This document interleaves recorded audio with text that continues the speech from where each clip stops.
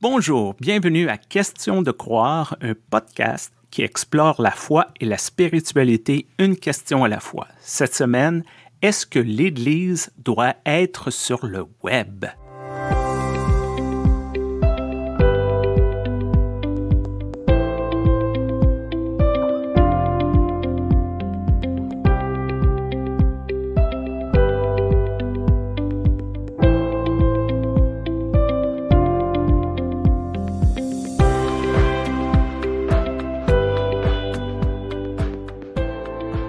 Bonjour Stéphane, bonjour Marie-Pierre. Bonjour, et oui, on a une invitée spéciale aujourd'hui. On déroule le tapis rouge pour Marie-Pierre. Alors Marie-Pierre, qui es-tu? Eh bien, je suis une pasteure de l'Église protestante unie de France. Je travaille dans une paroisse à Paris qui s'appelle Montparnasse-Plaisance. Et puis à côté de ça, eh bien, je fais aussi partie d'un nouveau super projet qui s'appelle l'Église. C'est e-glise.fr, qui est le projet d'une paroisse numérique. Et c'est comme ça, Stéphane, qu'on s'est rencontrés. Et oui, je crois que c'est super pertinent pour notre thème d'aujourd'hui. Joanne, qu'est-ce que tu en penses? Alors moi, j'en pense que l'Église doit être sur le web et bravo Marie-Pierre et bien sûr bravo Stéphane. Mais attention les amis, parce que moi j'ai une anecdote très drôle à vous raconter.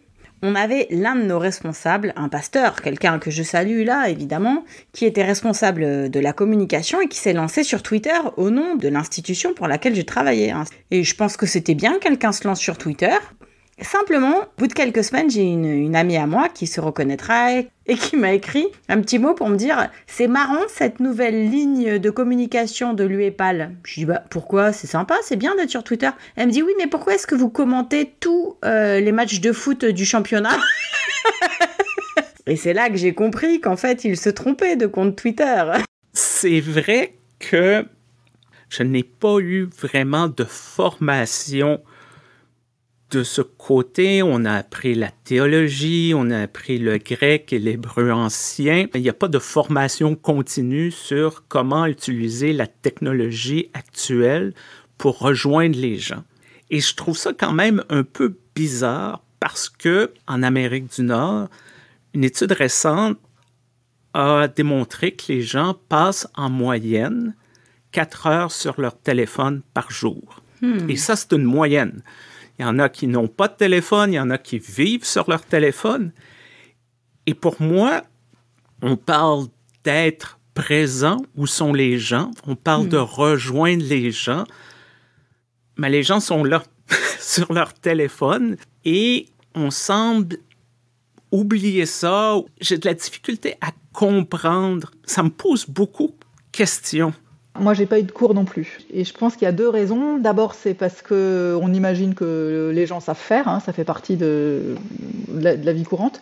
Et aussi parce que, en tout cas en France, il me semble que dans l'institution ecclésiale dans laquelle je suis, il n'y a pas de vraie prise en compte du fait qu'il y a une très grande priorité à avoir pour ce genre de médias. Et donc, ça reste, si vous avez envie et si vous savez faire, vous avez qu'à le faire, quoi. Moi, j'ai vu un grand réveil avec le début de la pandémie parce qu'on a été obligés de sortir de nos zones de confort parce que la technologie existait pas aussi performante qu'aujourd'hui, mais il y a 3 ans, les logiciels de streaming, Zoom et tout ça existaient, mais il y avait toutes sortes de ce que j'appelle de mauvaises raisons pour pas le faire. Les personnes âgées connaissent pas la technologie, c'est compliqué. Et là, il y a eu le confinement. Et en 2 semaines, tout le monde s'est reviré. Moi, je connaissais des personnes qui avaient 90 ans, ils ont sorti leur iPad et ils se sont connectés. Et ce qu'on a découvert avec ces communautés en ligne, avec l'utilisation de la technologie, on s'est mis à revoir des gens qui, pour plusieurs raisons, n'étaient pas capables de se présenter physiquement au bâtiment d'église. Ici au Canada, on a l'hiver aussi, ce qui est un enjeu pour certaines personnes. La neige, la glace, c'est tout un univers de possibilités qui s'est offert à nous. Moi, de ce que je comprends et de ce que j'ai entendu aussi, c'était du côté réformé une idée très fermée autour de la discrétion médiatique. Voilà, il faut pas trop se faire remarquer. On a toujours vécu heureux, vécu caché. En plus, c'est les évangéliques qui font du témoignage. Nous, les gens nous trouvent parce que nos prédicatrices sont particulièrement douées, qu'on est un lieu non sectaire. Enfin voilà, des espèces d'autoprojection. Et puis du côté luthérien, enfin moi maintenant je parle de l'Alsace, il y a un côté très rural qui fait que la plupart des pasteurs disaient mais les gens savent où me trouver en fait. On n'a pas tellement besoin d'être visible puisqu'on a un petit territoire et que les gens savent où nous trouver. Et c'est vraiment très cool que la pandémie ait rebattu les cartes. Et ça a permis aussi de revisiter un peu toute cette question élulienne donc de Jacques Ellul autour de la technique. On disait oui mais alors attention parce qu'il faut pas, il y a les limites de la technicité, puis après les pasteurs vont être encore plus esclaves d'un tas de logiciels. Ah, je me sens pas du tout esclave moi. Je me sens plutôt dans une dynamique d'empowerment. C'est-à-dire qu'au contraire, ça me donne des possibilités. Comme tu disais Stéphane, hein, ça ouvre un champ de possibilités qu'on n'a pas si on n'utilise pas ça. Et en vous entendant, moi je me disais qu'au moment du Covid et où on a commencé à mettre tout ça en place, moi j'entendais 2 freins autour de moi. Le fait que les personnes âgées n'y arriveront pas. Et qu'évidemment, on a essentiellement des personnes âgées dans nos paroisses. Alors moi, ce que je peux dire, c'est que mes personnes âgées, elles y sont parfaitement arrivées. D'abord, la plupart le faisaient déjà pour parler avec leurs petits-enfants. Et celles qui ne le faisaient pas, elles ont été hyper contentes de l'apprendre pour du coup pouvoir parler à leurs petits-enfants. On a mis en place des petites équipes informatiques. Au début, c'était moi. Moi, j'allais chez les gens, je leur expliquais comment ça fonctionne. Franchement, la plupart des gens y sont arrivés. Et le deuxième argument que j'ai beaucoup entendu et qu'on entend toujours dans le cadre de l'Église, c'est « ça ne sera pas un vrai culte ». Alors ça, c'est vraiment génial, ça, cet argument-là. Ça ne sera pas un vrai culte. Oui, alors, rappelez-moi, c'est quoi un vrai culte ? Moi, j'ai déjà entendu, c'est un culte où on peut se toucher. Je dis, ah bon, mais dans mes cultes, moi, les gens, ils se touchent pas. Attendez. Ça me fait penser à une blague qu'il y avait en Suisse, comme vous savez que je suis en ministère en Suisse, qui disait ça y est, les Suisses sont rassurés, les règles de distanciation sociale de 5 mètres sont tombées, on va pouvoir repasser à celle de 10 mètres.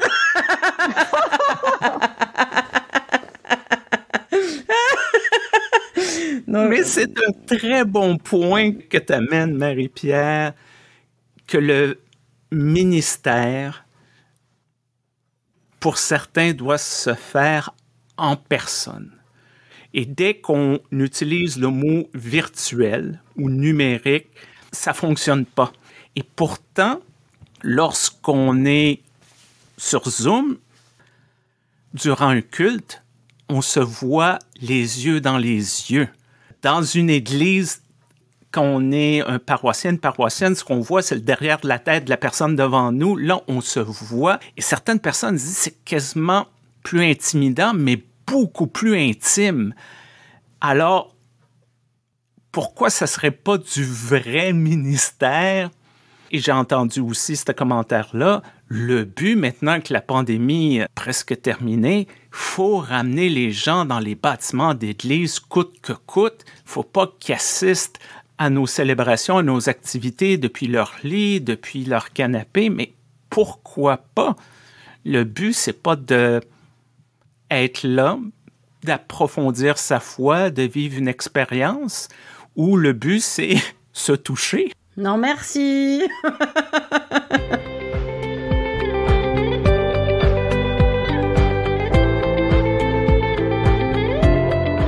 Moi, j'ai 2 trucs à dire. Le premier truc, c'est que ça fait une quinzaine d'années, je dis bien une quinzaine d'années, que je fais une pastorale sur le web, c'est-à-dire beaucoup d'accompagnement de personnes par messagerie. Au départ, c'était tout simple. Mon mari était pasteur au fin fond d'une vallée vosgienne. J'avais 3 enfants en bas âge et il y a des soirs où je m'ennuyais, mais vraiment comme un rat mort.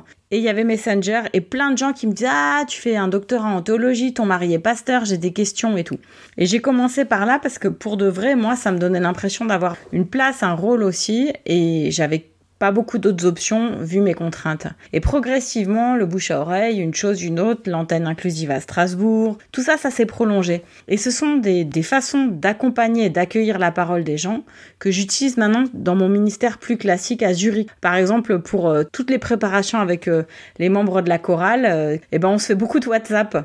On se laisse des messages. Mais c'est bien comme ça, en fait, parce que les gens, effectivement, ils te parlent quand ils peuvent, ils écoutent tes réponses quand ils peuvent. Des fois, c'est 2-3 jours après. Et ils avancent. Et puis, des fois, c'est des questions pratiques, des fois, c'est des questions spirituelles. J'ai des membres qui me demandent de leur laisser des prières aussi. Des prières qu'ils peuvent écouter avant de s'endormir. Il y a des endroits où je lis des textes bibliques et les gens les écoutent. Enfin, il y a tout un ministère, en fait, si on aime ça, d'accompagnement. Et effectivement, les gens, ils se baladent avec. D'ailleurs, c'est comme ça que s'appelle notre podcast, c'est un balado, quoi. Et la deuxième chose, c'est autour de la Sainte Seine. Ça, c'est quelque chose qui m'a frappée pendant la pandémie, c'est que les réformés, d'un seul coup, ça devenait gênant que les gens prennent la Sainte Seine chez eux, sans intervention hiératique. J'ai vraiment pas compris où était la résistance et ça reste pour moi une question de pouvoir. Et effectivement, une des forces du web, c'est qu'il n'y a plus autant d'échelles de pouvoir, de hiérarchie. Le web, c'est le partage. Et c'est la place publique et c'est tout le monde qui est mis au même niveau. D'ailleurs, la plupart des gens qui m'interpellent, ils me vous voient, c'est vrai, mais des fois, en très peu de temps, ils deviennent hyper intimes avec moi, beaucoup plus que s'ils venaient dans ma paroisse physique où ils mettraient peut-être 3 ans à me parler de leurs problèmes. Et donc, du coup, moi, je trouve que c'est un peu l'inverse, quoi. C'est que le web, ça fait tomber un tas de frontières et ça nous met au même niveau. Et puis, il faut peut-être parler d'argent. Parce que quand on dit aux gens, viens dans mon église, tu mets ton petit panier là, que tu fais circuler pendant que tout le monde se regarde, et t'es peut-être un peu plus sûr d'obtenir ton 2, 5 ou ton 10 euros. Sur le web, ils donnent ou ils donnent pas. En fait, ce moment d'argent, il faut le mettre en scène différemment de ce qu'on fait dans un temple. Mais si on arrive à trouver un espèce de scénario qui fonctionne, c'est plus un problème. Je trouve que tu touches un très bon point, Marie-Pierre. Lorsqu'on essaie de faire du ministère en ligne, souvent le premier réflexe est de reproduire exactement ce qu'on fait dans nos temples, dans nos églises. Et je pense que c'est une erreur parce que le média n'est pas pareil. Sur le web, on a une culture d'interactivité. Sur Facebook, sur tous les autres médias sociaux, on écrit quelque chose, les amis répondent, on a une conversation. Et c'est peut-être aussi ça qui est déstabilisant pour plusieurs personnes. Parce que traditionnellement, dans nos églises, on a une personne qui parle en avant, mais d'adopter cette culture du web où c'est plus interactif, où les gens partagent, où on accepte de perdre un peu le contrôle, de partager ce pouvoir, c'est très difficile.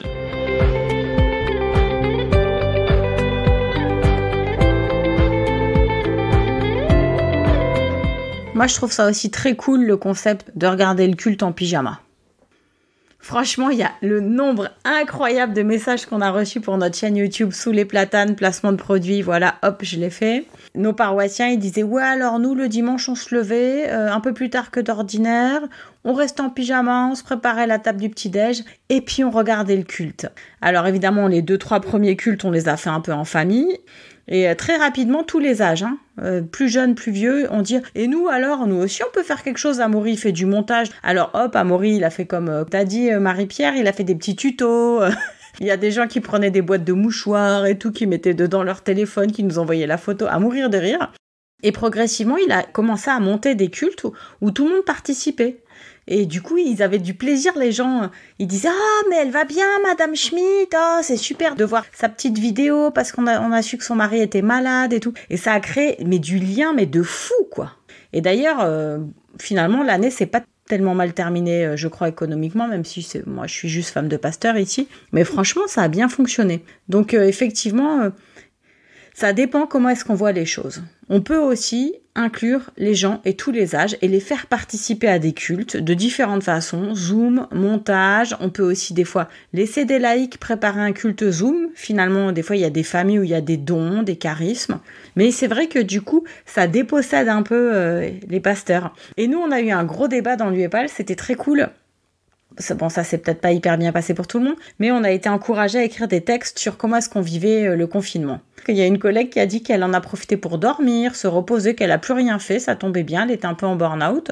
Elle a fait plein de lectures, elle était cool, relax, en plus elle est mère célibataire, donc ça tombait bien. Elle a dit, mais par contre, elle a remarqué qu'il y en a beaucoup qui s'agitent et qui ont l'air de vouloir prouver quelque chose, alors que voilà, dans la vie, il faut être dans la non-puissance et tout. Et là, elle est allée un chouïa trop loin.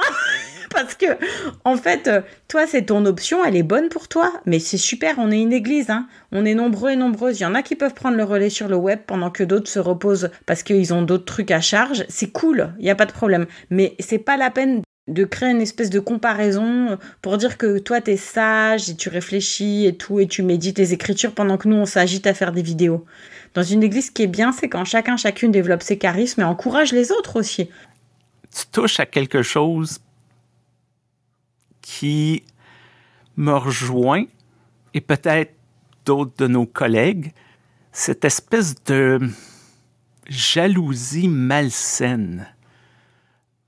Comme tu as dit, Joanne, on a tous et toutes des charismes, des dons, une expérience de vie, une formation, et ainsi de suite. On est tous et toutes différents et différentes. Mais,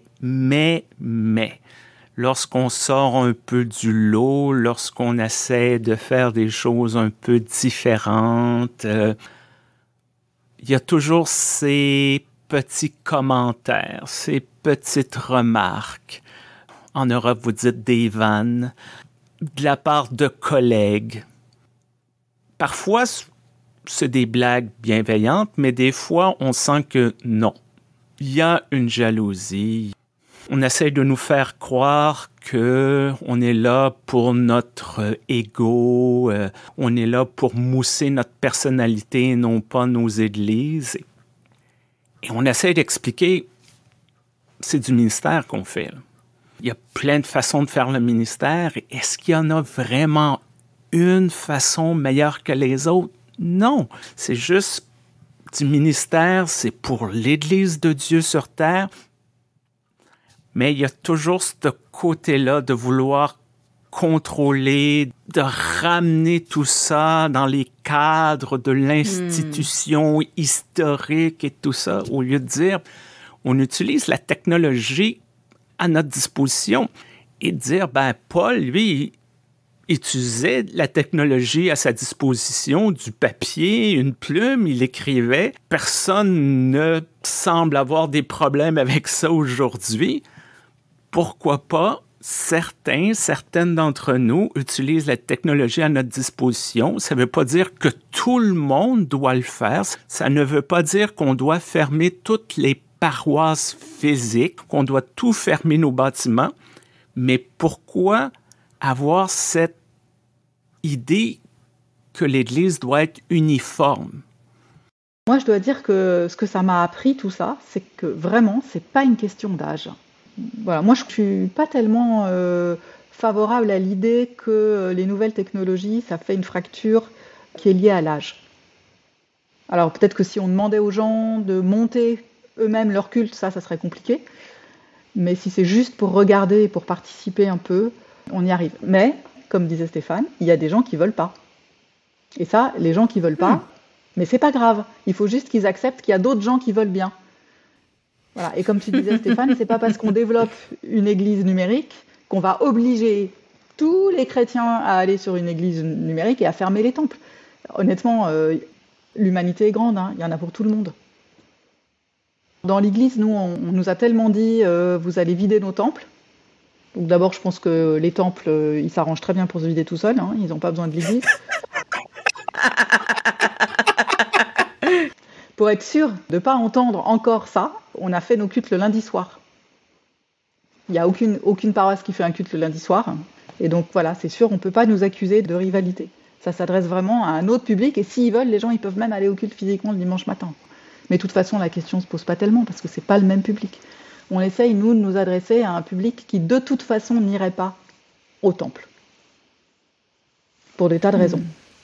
Parce qu'ils sont trop âgés, qu'ils ne peuvent plus se déplacer, parce qu'ils sont malades, parce que ça les impressionne d'aller dans un endroit où tout le monde se connaît, où il y a des codes, où on chante de la musique qu'ils connaissent pas, on récite des prières qu'ils connaissent pas. Enfin, on voit bien que dans les temples, les gens ont une histoire et un passé commun, et donc quand on arrive et qu'on connaît pas, c'est hyper impressionnant. Je comprends tellement bien. Avec l'Église Sainte-Claire, on se rencontre les dimanches soirs, justement, à cause de cette idée, ce que j'appelle de voler les brebis des autres paroisses et de dire, mais non, mais cette idée conduit à une espèce d'idée de gérer le déclin de nos institutions, au lieu de dire, on offre plus de services, on va essayer de rejoindre plus de gens, mais c'est difficile parce que ici, nous, à l'Église unie du Canada, on est minoritaire, on est fragile, il faut absolument perdre personne. Donc, il y a toujours ce danger-là dans nos têtes de dire, mais si on multiplie les possibilités, on va perdre des gens. Non, ce qu'on découvre, c'est qu'il y a des gens qui découvrent l'Église. Peut-être l'un des problèmes de nos institutions d'Église, c'est qu'elles sont peuplées par des gens pour qui le modèle actuel, le modèle traditionnel, fonctionne très bien et ne sont pas capables de comprendre ou de concevoir que quelque chose d'autre est possible. Et c'est souvent ça pour des gens qui ont des idées, qui essaient de lancer des nouvelles initiatives, de sortir des terrains battus, d'essayer de comprendre, on vous enlève rien, on veut juste essayer quelque chose d'autre. Et si ça tombe, bien, au moins on aura essayé. Et je trouve que c'est ça qui est bien avec le ministère sur le web. On n'a pas besoin de construire des édifices, on n'a pas besoin d'infrastructures lourdes. On a besoin d'un téléphone, d'une caméra, d'un micro. C'est pas beaucoup pour essayer quelque chose de différent. En tout cas, moi, j'étais bien contente de parler avec vous, chers collègues. Chacune dans son contexte. On a quand même avec nous e-Église de l'EPUDF, donc Paris, moi qui sers entre Zurich et l'Alsace, et puis bien sûr notre grand représentant de tout le Canada, toi-même Stéphane. Et je pense qu'on est là tous les trois cœurs battants pour l'Évangile. Et en même temps, malgré notre grand âge, très curieux des nouvelles technologies. Et donc, on est bien la preuve qu'on peut être déjà un petit peu vieux et super intéressé par le témoignage sur le web. Et d'ailleurs, c'est un appel aux générations qui arrivent. Venez, challengez-nous, montrez-nous ce qu'on fait pas de bon, renvoyez-nous vos questions, vos interpellations. Nous, on veut juste s'améliorer, voilà, pour servir l'Église du Christ, qu'elle soit sur le web, qu'elle soit en physique et puis même de plein d'autres façon. Et n'hésitez pas à nous écrire questionsdecroire@gmail.com. Donnez-nous des suggestions de thématiques, de sujets à aborder parce qu'on en reçoit, on apprécie. Continuez, ça nous nourrit. On va conclure notre épisode sur cela. On tient à remercier l'Église unie du Canada, notre commanditaire. Naturellement, merci beaucoup Marie-Pierre. Merci à vous pour votre super invitation. Le lien pour l'Église, e-église.fr, va être dans les commentaires de l'épisode. Je vous invite à cliquer et à découvrir. Peu importe la plateforme que vous utilisez pour nous écouter, n'oubliez pas d'aimer, de vous abonner, de partager avec vos amis afin qu'on puisse rejoindre sur le web plus de gens possible. À très bientôt. Merci Joanne. Merci Marie-Pierre. Merci. Merci à vous.